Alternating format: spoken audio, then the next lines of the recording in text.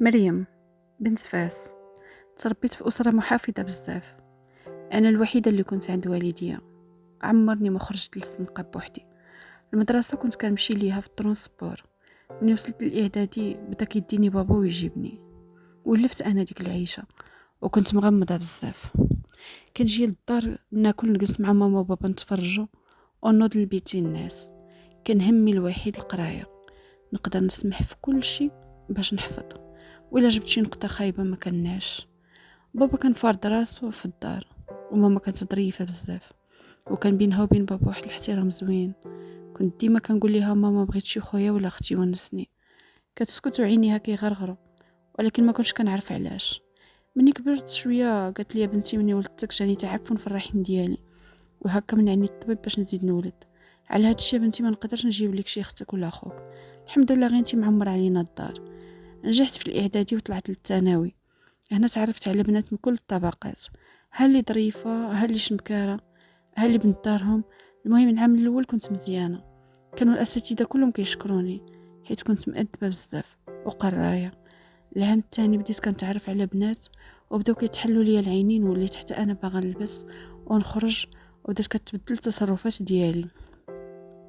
بديت كنعمر الأوقات اللي عندي خاويين وكنخرج مع البنات. بديت حتى انا كنمشي للقهاوي الضحك والنشاط، لكن واخا هادشي كنقرا مزيان. واحد النهار صاحبتي سناء اللي كانت قريبه ليا بزاف كانت دايره عيد ميلاد، وعرضت عليا لبست عادي. وصلت انا الاولى، شافتني قالت لي اويلي مالك على هاد الحاله، اجي لهنا نعطيك ما تلبسي. عطاتني واحد الكسوه كحله وكانت مقزبه، وانا كان كلشي كيقول لي عندك رجليك زوينين. المهم لبستها، عطاتني صباط طالون وماكات ليا. الصراحه مني شفت راسي تصدمت. ما علينا، هاهما الأصدقاء بداو كيجيو، الدنيا بدات كتعمر. شوية صونا الباب حتى واحد ما سمعو مع الشطيح. مشيت أنا نحل، لقيت واحد الدري، تصدمت، كان زوين. بقيت كنشوف فيه، قال لي واش ما غاديش ندخل؟ قلت له اسمح لي ادخل. المهم حتى انا عجبته. العشيه كامله ما نزلش عينو عليا. هكا دوزناها ضحك ونشاط. بابا كيتصل، قفرتها. المهم سلمت على سناء، بدلت حوايجي، تبعني داك الدري قال لي بلاتي سميتي سعد، واش يمكن ناخذ الرقم ديالك؟ وانا فيها الخلعه قلت ليه واخا. عطيته ليه بالزربه ومشيت كنجري. دخلت للدار، بابا حيح عليا. المهم سكت، انا ما جاوبتش. بدلت حوايجي، تعشينا نعس. كان سمع التليفون كيصوني. الوي، الو مريم، انا سعد ديال الحفله. سعد، سلام لاباس؟ كنت غنطير من الفرحه لكن متقله. الصراحه عجبتيني بزاف وما كرهتش نتلاقاو غدا الا ما كان حتى مانع. انا ما ترددتش، قلت له صافي نشوفك. كان السبت وانا ما كنقراش في الصباح، ولكن كنت معمراه. مشيت تقاديت، تلاقينا، كان زوين بزاف.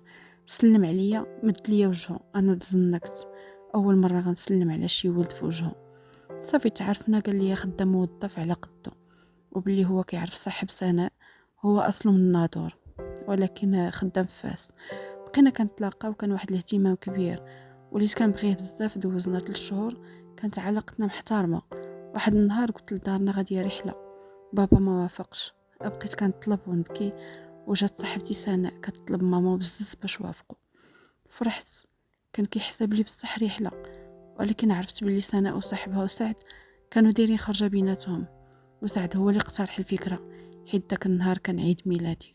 وبصح كان داك النهار ولادة جديدة لحياتي اللي كلها مأساة. مهم مشينا صفرو، دوزنا نهار كامل تما.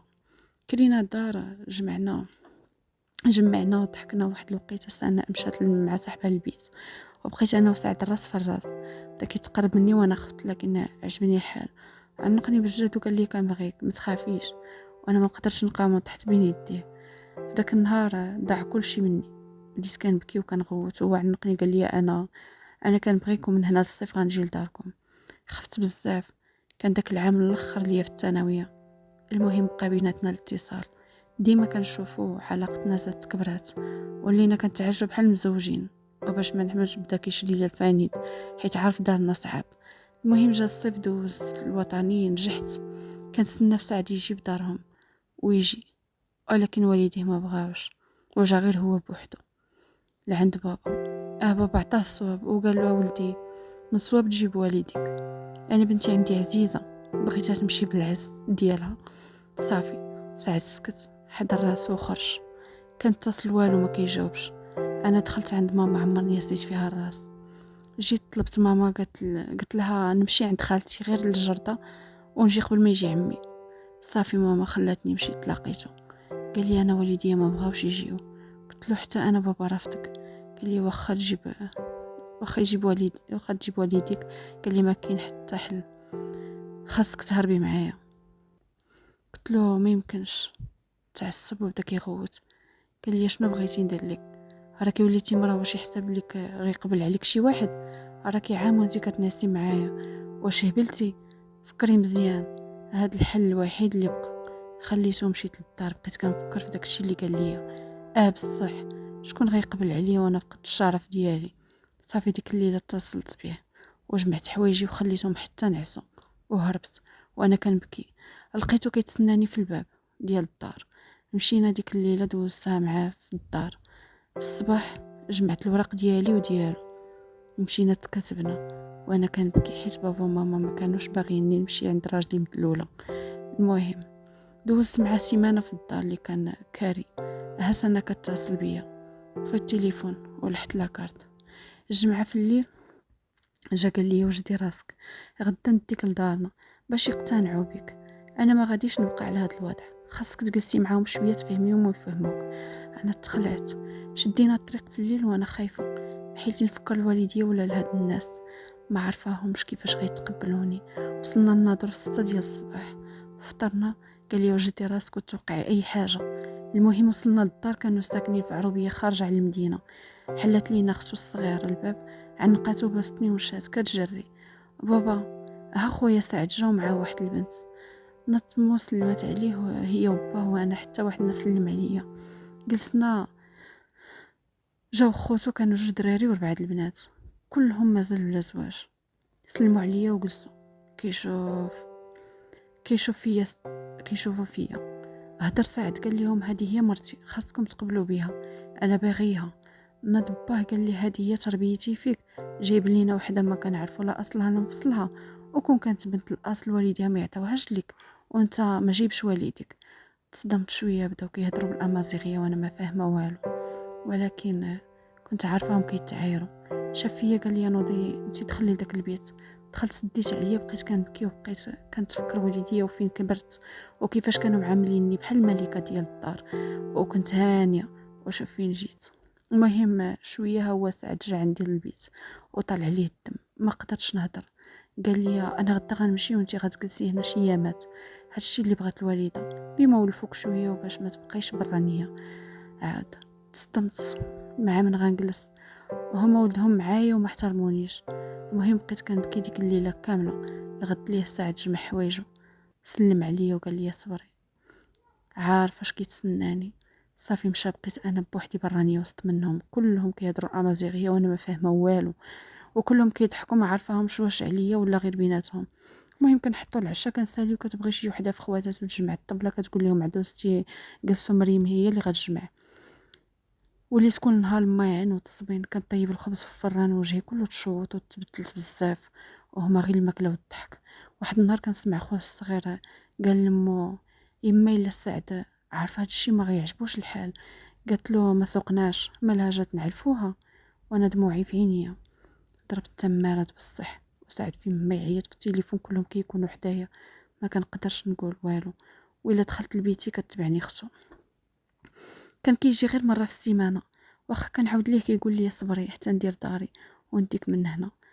انا صبري تقاضى حتى من الولاد ما حملش، حيت ما كانش كيجي في الوقت اللي نقدر نحمل فيه. دازت 6 شهور وانا على هاد الحال.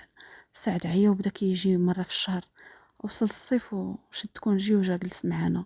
عاد تفاجات عليا شويه، ولكن مو كانت ديما كتشكى عليه مني وما عجبها حتى حاجه من داكشي اللي كندير، وانا غير كنبكي. تقهرت بزاف، قلت له بغيت نمشي معاك عافاك. قال لي يا زيدي صبري. صار الكونجي ومشى ساعد تاني وبدات المعاناه. واحد النهار كان حداهم واحد العرس وكلهم مشاو، وانا قالوا لي ما كاين لاش تمشي، سعد ما غيبغيش. وبقيت بوحدي في الدار. واحد شويه كنسمع الباب كيتحل، خوه الكبير جا، ما كنتش كنحمله. جلس قال لي نوضي طيبي ليا شي حاجه. نايضه وانا كلي مهدوده وخاطري مروع عليا. خلطت ليه شي سخربيق وعطيته ليه ودخلت. جلست في بيتي وانا مغمضه عينيا. جا خو حل الباب وتهجم عليا وانا كنغوت وهو بحال الكلب مسعور. قطع ليا حوايجي وكياكل ليا في الحمي بحال شي ديب. جات مو يلاه دخلت وانا سخفت. يلاه دخلت وانا سخفت. ما حليت عينيا حتى لقيت راسي في واحد السبيطار واقفين عليا. واقفين عليا. جات عندهم الطبيبه قالت ليهم التحاليل خرجوا، مبروك عليكم. لاله مريم حامله. ما عرفت نفرح ما عرفت نبكي. صافي داوني ما هدرتش مع خوها الكبير. انا بدا كيدخلني الشك. صافي عيطت ساعات قلتها له. فرح بزاف كنشوف مو خواتاتو غير كيخنزروا. زاد تقل عليا وزاد الشقه في الدار حتى العصا كنت كناكلوها من عند مو باليد ديال الشطابه. واحد النهار جا ساعه طلبتو باش نعيط لدارنا. اتصلت هز بابا ما قدرتش نهضر. قلت ليه كاينه مريم. قال لي راكي غلطه بنتي ما عندنا حتى مريم في هاد الدار. وقطع عليا التليفون. بقيت كنبكي وساعد كيصبر فيا. وفين ما كيكون ساعد راجع الفاس كنبقى نبكي حيت هو كيفاجئ عليا شويه. المهم 9 شهور د الحمل دوزتها في العذاب. هذا شهري. جا ساعد. قلت ليه باغا نولد في فاس. ومو قالت له لا هنا غادي تولدي. هنا غادي تولد في السبيطار. بقاو كيتغاوتوا. انا كنت واقفه في الدروج جاتني الدوخه. تحت هزني ساعد كيجري كل دمايات. ما جيت فين نوصل السبيطار قالوا لي مرتك خاصها دير اجهاض الجنين. مات يا ربي. تلفت وبقيت دايخه. وساعد بكى لاول مره وانا جاتني هستيريا. وبقيت كنغوت وكنقول لهم امك هي السبب كل شيء. امك هي السبب بعدو مني وهي تنقز مو نتفاتني وانا في ديك الحاله. قالت لي انا السبب الشيطه. ياك انا سترتك. ياك بنت الزنقه اصلا ربي دار خير. ياك هذاك غير ولد الحرام. ياك حصلتك في بيت ولدي بين يدين راجل اخر. ساعه تصدم قال لي هضروا شنو كاين. وانا كنبكي وكنقول ليه مظلومه وهي كتقول لي هذه بنت الحرام غدرتك مع خوك في بيتك في فراشك. حصلتها وسترت عليها. ومن داك النهار خوك هربان ما بانش ليه الاثار. ساعه تعصب وقال لي هضري وصرفقني. قلت ليه اخوك تهجم عليا انا مظلومه.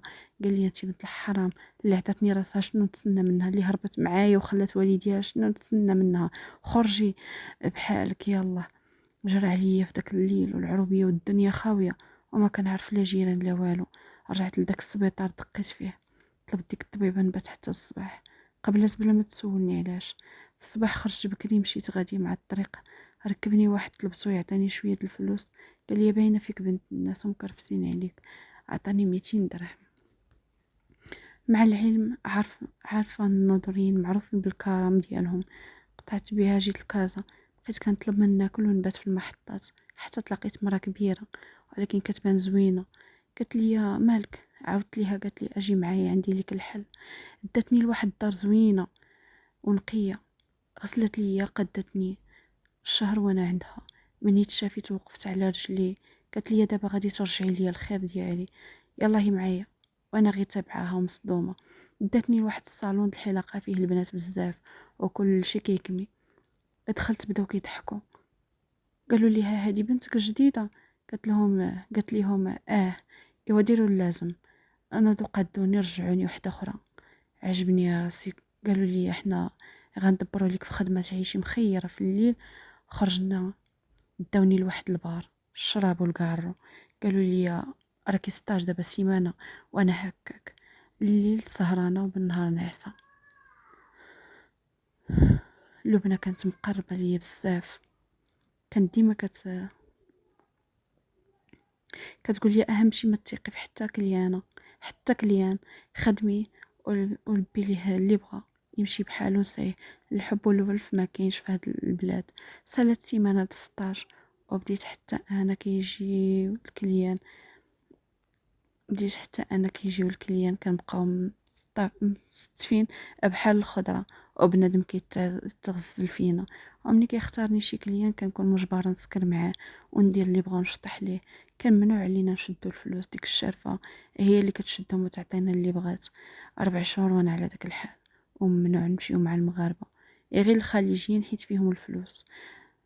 درت الطوموبيل ولاو الفلوس كنلعب بيهم، وقلبي ولا حجرة ما كنحن حتى واحد. وليت عزيزة على الحاجة حيت انا اللي كنت كنجيب للكليان بزاف، وسكنتني معاها في دارها. اما البنات الاخرين كاريه ليهم الدار فين كيباتوا. مع الوقت وليت قافزه، بديت كنجمع الفلوس باش ندير علاش نرجع، حيت الصغر ما كيدومش. بقيت في هذا الميدان 4 سنين. واحد النهار جا واحد سعودي جاب للحاجه كادو، سلسله ديال الذهب.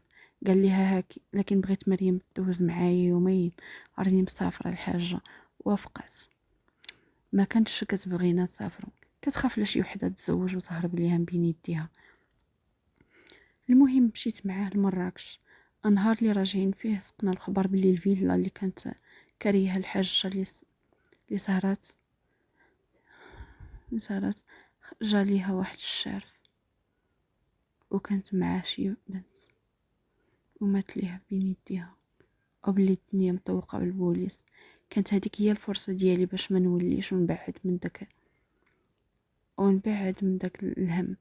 مشيت كريت واحد البارتمون، بقاو عندي الكليان ديالي. وهذا السعودي اللي سافرت معاه كان كيموت عليا، وقال لي نشري لك دار وبقي معايا بدون زواج.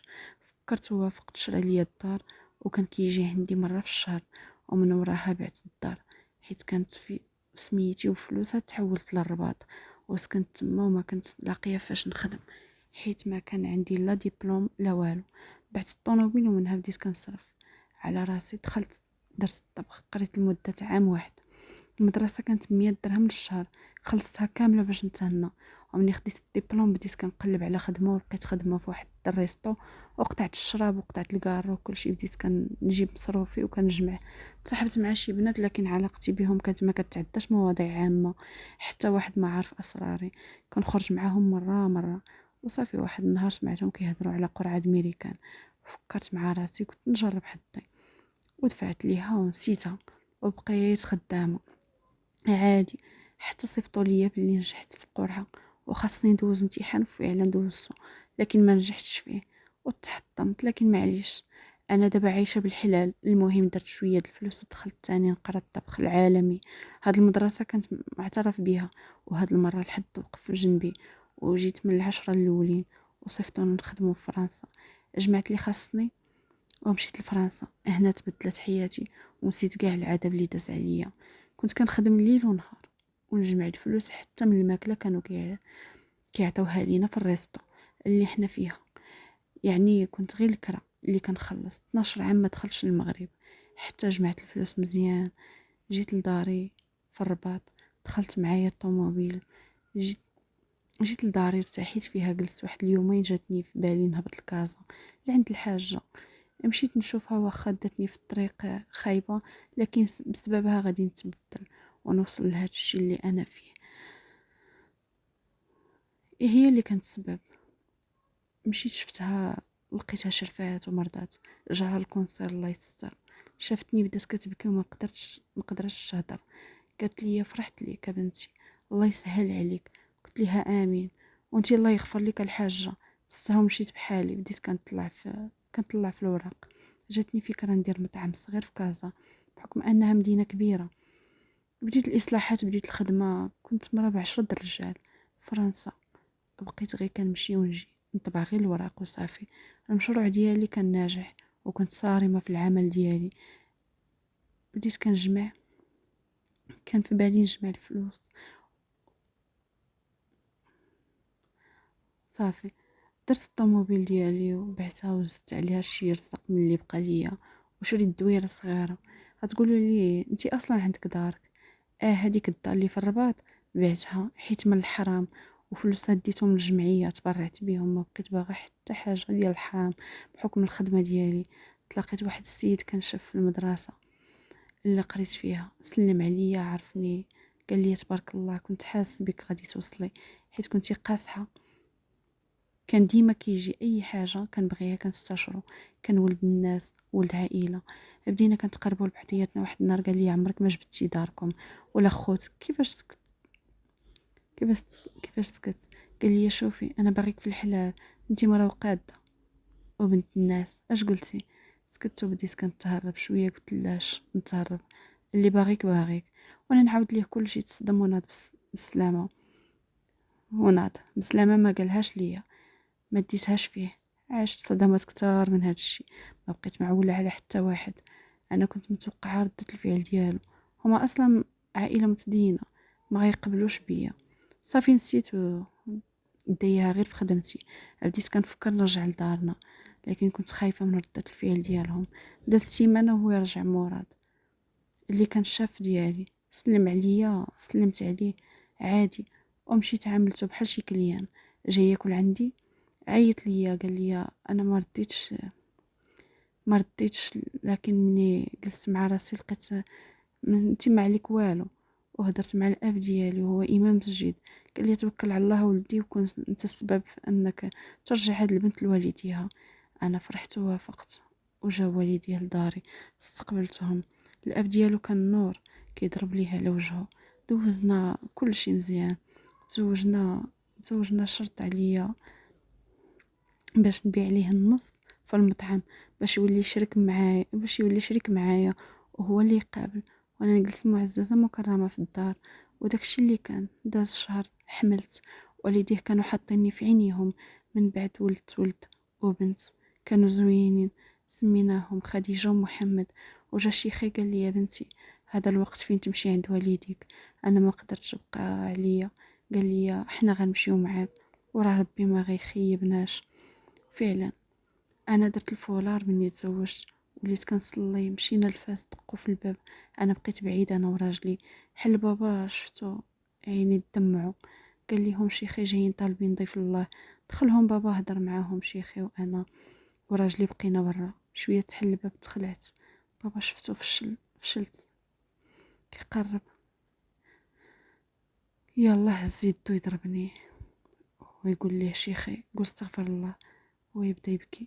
بابا وماما من موراه عنقني وقال لي انا كنت باغي لك الخير ونشوفك في احسن الظروف. ودخلوني وتعشينا وهم فرحانين بولادي. وقال لي انا سمحت لك يا بنتي، وهاني شفتك كنت باغي نشوفك. طلبت راجلي نمشي نشوف سناء، قال لي سيري. مشيت، شافتني بقات كتبكي، تزوجات حتى هي. عاودت ليها كل شيء وانا راجعه للدار. كنتلاقى مع سعد راجلي الاول، شافني تصدم، قال لي يا مريم شحال وانا كنقلب عليك، عافاك رجعي ليا، راه عرفت كل شيء. امي مني قربت تموت قالت لي كل شيء، وهي اللي حرشت خويا باش يتهجم عليك. عافاك راني طلقتك غيابيا، ودابا باغي نرجعك. قلت ليه وفرتي عليا الطريق مني طلقتيني وجيتي معطل وفات الفوت. انا تزوجت وعندي 2 الولاد، الله يعاونك. صافي وصلت للدار، فرحت لقيت العائله مجموعه، جلسنا ضاحكين، وهكا صلت القصه ديالي.